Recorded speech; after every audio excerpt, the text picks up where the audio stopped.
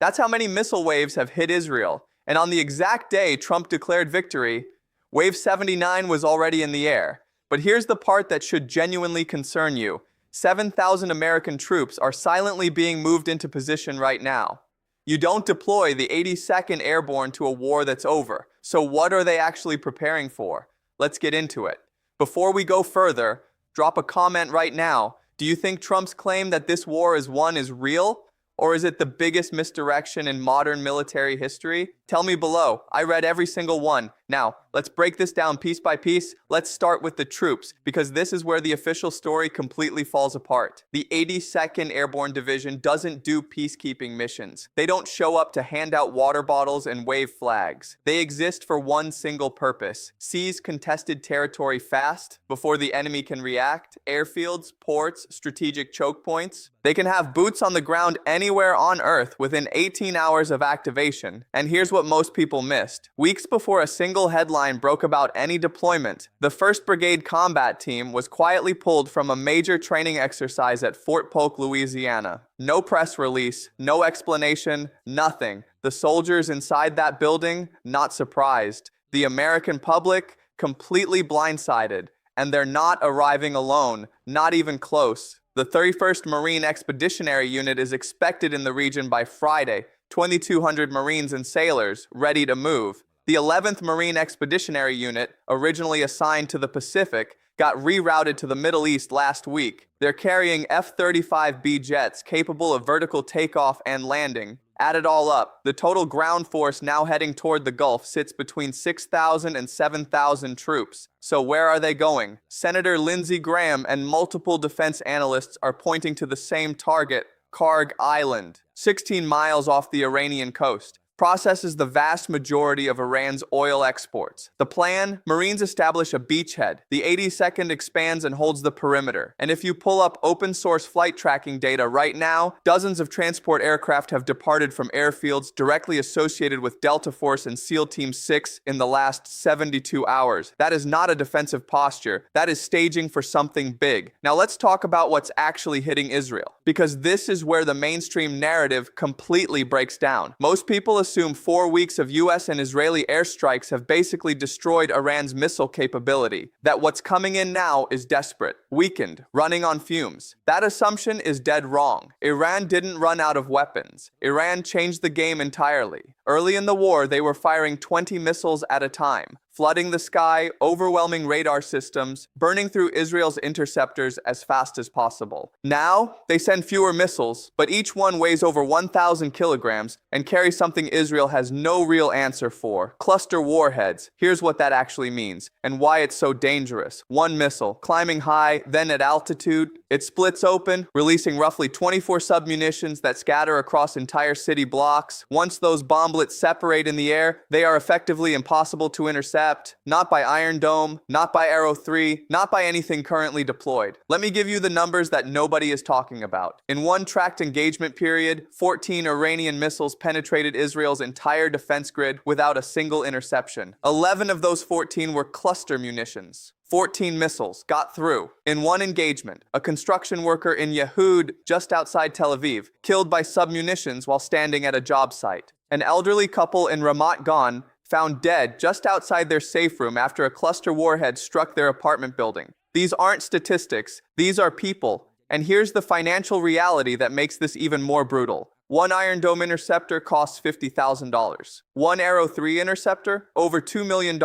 Iran's missiles cost a fraction of that to manufacture. So every single engagement, Israel spends 5 to 10 times more to defend than Iran spends to attack. And Iran still has an estimated 1,000 ballistic missiles in reserve. Run that math. Then multiply it by 79 waves. That's not a war being won. That's a defense system being slowly bled to death. Stay with me, because what I'm about to show you next is the part that should make every single person watching this genuinely uncomfortable. On March 22nd, Trump posted on Truth Social that the US and Iran had held productive conversations toward a complete and total resolution. He announced a 5-day freeze on strikes against Iranian power plants. Major outlets reported a 15-point ceasefire framework had been sent to Tehran through Pakistani intermediaries, with J.D. Vance, Marco Rubio, Steve Witkoff, and Jared Kushner all named as participants. Sounds like a breakthrough, right? Iran's response came back immediately and publicly. The Speaker of Iran's parliament posted that no negotiations of any kind have taken place with the United States and called Trump's claims manufactured to manipulate oil markets. Iran's foreign ministry confirmed it. Their foreign minister went on CBS News and said it plainly. Iran never requested a ceasefire. Iran never asked for negotiation. Every mediation request should be directed at Washington because Iran didn't start this war. And then IRGC-affiliated media posted something that should stop you cold.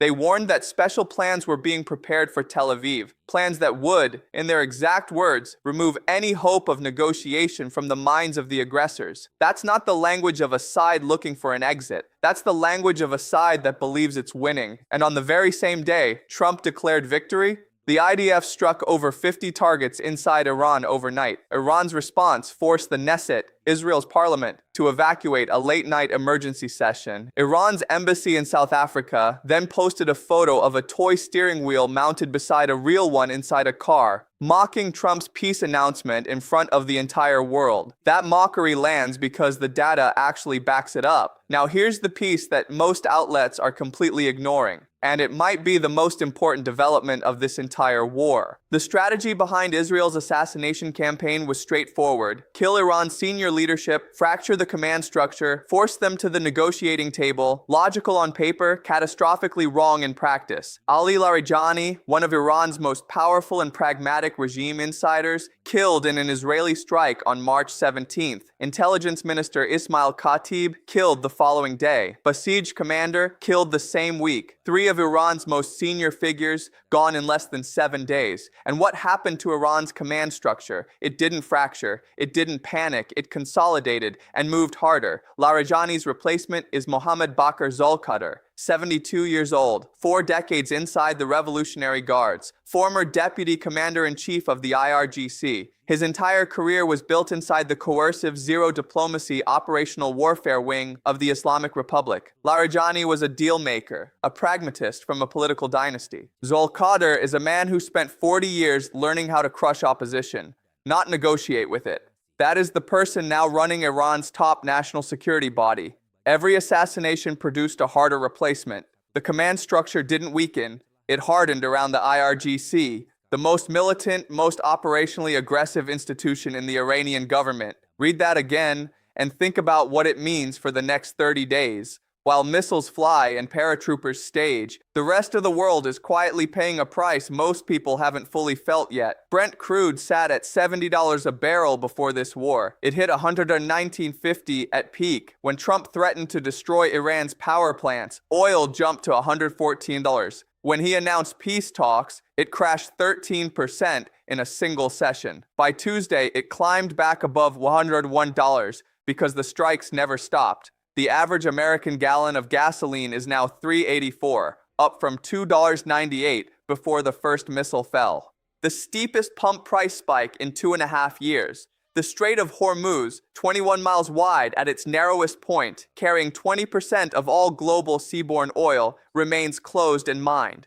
150 commercial vessels stalled, GPS jamming disrupting navigation. Shipping insurance premiums spiked 4 to 6 times their pre-war levels. NATO refused to help reopen it. Japan, South Korea, and Australia all declined. And here's the detail that tells you everything about how this administration is actually operating behind closed doors. Ukraine's President Zelensky revealed that the US military had quietly contacted Kyiv, asking for expertise on intercepting Iranian Shahed drones. The same drones Ukraine has been destroying for years. Trump publicly said he didn't need foreign help. Privately, he was calling Kyiv. Goldman Sachs projects these elevated prices could last through 2027. The bond market, the oil market, and the global insurance industry are all pricing in one thing: a conflict with no defined end. So let's zoom out for 1 second, because I want you to hold 5 facts in your head at the same time. Wave 79 hit Israel. Wave 80 is coming. 7,000 American troops are staging in the Gulf. Iran's new security chief has 0 diplomatic background and 40 years of operational warfare. The Strait of Hormuz is mined and closed. And the peace talks Trump announced? Iran says they never happened. Now tell me,